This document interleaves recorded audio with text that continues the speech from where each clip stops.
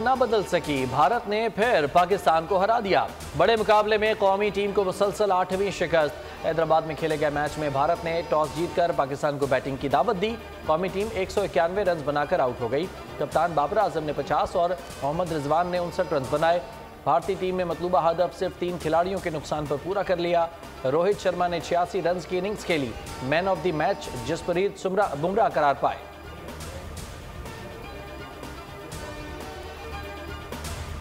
आगाज अच्छा किया था, मिडिल ऑर्डर की नाकामी के बाद संभल न सके। कप्तान बाबर आजम ने शिकस्त की वजह बता दी। कहा जिस तरह शुरुआत की थी 280 से 290 रन बनने चाहिए थे। बाबर आजम ने मजीद कहा कि बॉलर्स भी नई गेंद से अच्छा आगाज ना कर सके। भारतीय कप्तान रोहित शर्मा बोले, हम समझते थे 280 रन का हदफ मिलेगा। हमारे बॉलर्स की अच्छी बॉलिंग के बायस पाकिस्तान कम रन पर आउट हो गया।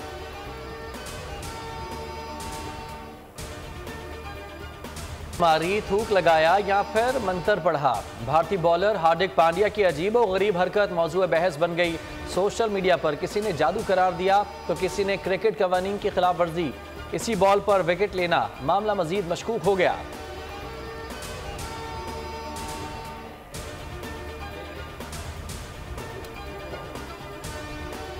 शाहीनों का मुकाबला 1.25 लाख भारतीयों से भी था। कौमी टीम के बल्लेबाज छक्का या चौका मारते तो स्टेडियम में सन्नाटा छा जाता। कोई इंडियन खिलाड़ी आउट होता तो क्राउड को सांप सूंघ जाता।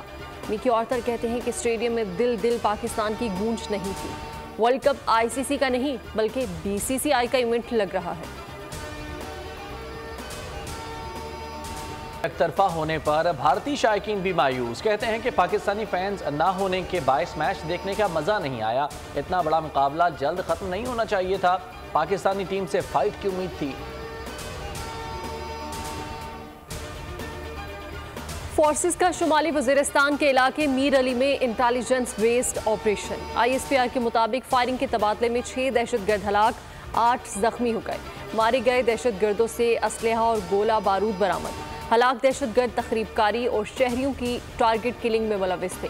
फायरिंग के तबादले में सिपाही अब्दुल हकीम बहादुरी से लड़ते हुए शहीद हो गए।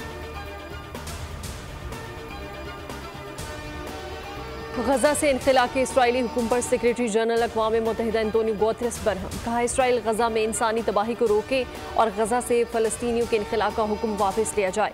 तुर्किया ने भी इनखिला का हुक्म नाकाबिल कबूल करार दे दिया। इसराइल से हुक्म वापस लेने का मुतालबा कर दिया। सऊदी अरब ने भी जबरी इनखिला मुस्तरद कर दिया।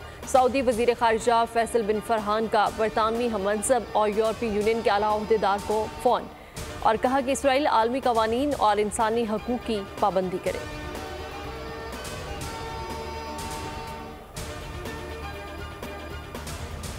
मुत्तहिदा अरब अमारात के वज़ीर ख़ारिजा शेख अब्दुल्ला बिन जैद का पाकिस्तानी वज़ीर ख़ारिजा जलील अब्बास जिलानी को टेलीफोन। मशरिक़ वस्ता की कशीदा सूरत हाल और अमन की कोशिशों पर तबादला ख्याल। जलील अब्बास जिलानी ने गजा में शहरियों के तहफ़्फ़ुज़ के लिए फ़ौरी इक़दाम की ज़रूरत पर जोर दिया।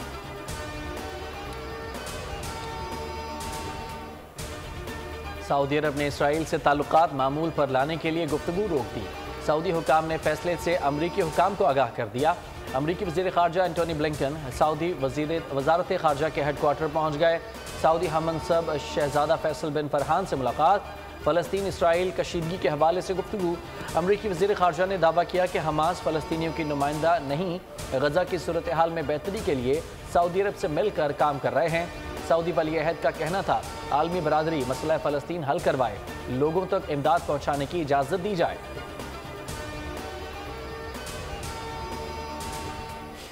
तुर्किया का तीसरा तैयारा इंसानी इमदाद लेकर गजा रवाना। तुर्क तैयारा मिस्र के अल अरीश हवाई अड्डे पर उतरेगा। इमदादी सामान में अद्वियात, तिब्बी सामान, खुराक, कंबल और डायपर्स शामिल। सामान रफा बॉर्डर क्रॉसिंग के जरिए गजा पहुंचा दिया जाएगा। मिस्र ने ताहाल इमदादी काफिले को फ़लस्तीन जाने की इजाज़त ना दी। सरहद पर लंबे कतारें। गैर मुल्कियों को निकालने के लिए मिस्री सरहद को खोल दिया गया। जारहियत के खिलाफ दुनिया भर में गम व गुस्सा। मगरबी ममालिक भी शदीद एहतजाज। लंदन में 15,000 अफराद सड़कों पर निकल आए। BBC हेडक्वार्टर का घेराव कर लिया। पेरिस में हज़ारों अफराद का एहतजाज। रिपब्लिक स्क्वायर पर भरपूर एहतजाजी मुजाहरा। स्पेन के शहर बिलबाओ में भी एहतजाजी रैली। मकामी बाशिंदों के अलावा गैर मुल्कियों की भी शिरकत। बरतानिया, जापान और मशरक़ वस्ता ममालिक में भी मुजाहरे और रैली।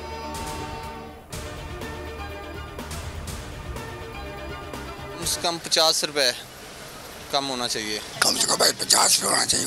कम से कम 200 रुपये लीटर होना चाहिए। हम तो कह रहे हैं अल्लाह करे 200 में चला जाए। हम तो बड़े परेशान हैं क्योंकि हम 1500 का फेरा लगाते हैं, 1000-1200 का पेट्रोल खर्च हो जाते हैं। कम से कम एक 50-100 रुपये कम करे ताकि आवाम को रिलीफ मिले। महंगाई में फिसे आवाम के लिए अच्छी खबर। पेट्रोलियम मसनूआत की कीमतों में बड़ी कमी का इम्कान। पेट्रोल की कीमत में 26 रुपये 57 पैसे कमी हो सकती है। डीजल की कीमत में 20 रुपये 84 पैसे तक की कमी का इम्कान है। पेट्रोलियम मसनूआत की कीमतों में कमी डॉलर की कीमत गिरने और आलमी मार्केट में कीमतें कम होने के बायस बनती है। रद्दोबदल का हतमी फैसला वज़ीर आज़म करेंगे। गैर कानूनी मुकीम गैर मुल्कियों के इनखला की मोहलत खत्म होने में 16 रोज़ बाकी। तुरखम बॉर्डर से मजीद 110 खानदानों की वापसी। कस्टम क्लियरेंस के बाद 110 खानदान 30 ट्रकों पर अफगानिस्तान में दाखिल हुए। तुरखम बॉर्डर ज़राए के मुताबिक अब तक 900 अफगान बाशिंदे वतन वापस जा चुके हैं। इमिग्रेशन पॉइंट पर वापस जाने वालों का रश बढ़ने लगा।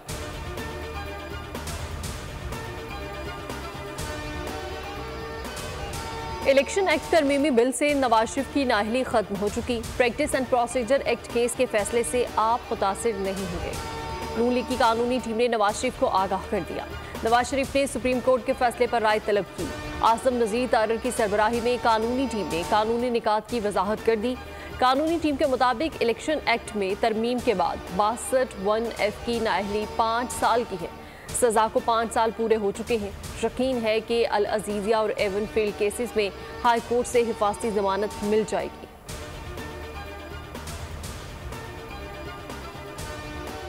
नवाज शरीफ जहाज से उतरकर घर गए तो बड़ा फसाद पैदा होगा। पीपी रहनुमा खुर्शीद शाह की पेशगोई। कहा कि हर पार्टी को बराबर मौका मिलना चाहिए।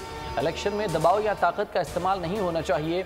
इस वक्त खेल की डोरियां नवाज शरीफ के हाथ में हैं। फसाद से बचने के लिए नून लीग को सोचना पड़ेगा। पार्लियामेंट से बाहर रखने की कोशिश की गई तो मुज़ाहमत करेंगे। JUIFI के सरबराह मौलाना फजलुर रहमान की पेशावर में गुफ्तगू। कहते हैं कि पाकिस्तान में आइन और कानून गैर मुअस्सर हो चुका है। हम मुल्क में जमहूरियत चाहते हैं, दलील के साथ सियासत कर रहे हैं। ज़बरदस्ती और धांधली नहीं चलेगी।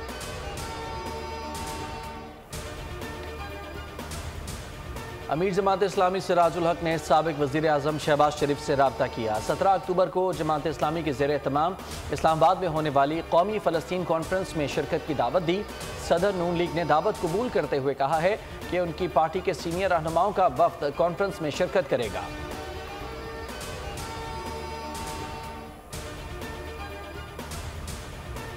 जामशोरो नूरियाबाद के करीब M9 मोटरवे पर 4 गाड़ियों में तसादुम। तेज़ रफ्तारी के बायस मुसाफिर वैन, सुजुकी पिकअप और 2 कारें आपस में टकरा गई। 15 से ज़्यादा अफराद जख्मी हुए। 2 की हालत तशवीशनाक है।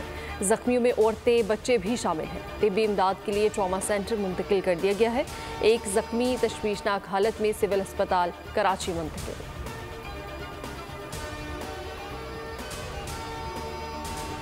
घोटकी में एक घर पर 25 डाकुओं ने धावा बोल दिया। मियां बीवी को कत्ल कर दिया। 2 शदीद जख्मी। माल मवेशी को भी गोलियां लगीं। पुलिस के मुताबिक कच्चे के डाकुओं ने घर पर अंधाधुंध फायरिंग कर दी। डाकुओं ने 1 माह कबल डाकू शाहू की हलाकत का बदला लेने के लिए हमला किया। डाकुओं के कोश गैंग को मकतूल खानदान पर उनके साथी को कत्ल करने का शुबा था। वाक़े के बाद डाकू बासानी फरार हो गए। पुलिस ताखीर से पहुंची।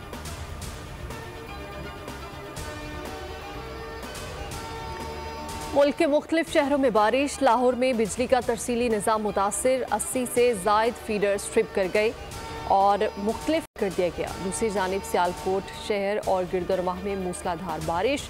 नशीबी इलाकों में पानी जमा हो गया।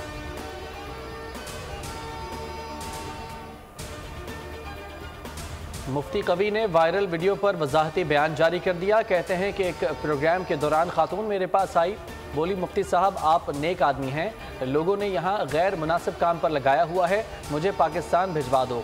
मैंने लड़की के कान में खुशखबरी सुनाई कि आपको पाकिस्तान वापस ले जाते हैं।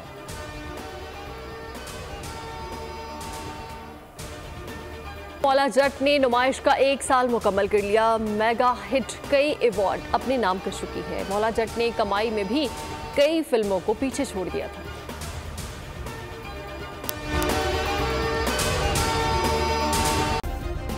सब्सक्राइब करें और बेल दबाएं ताकि कोई खबर रह न जाए।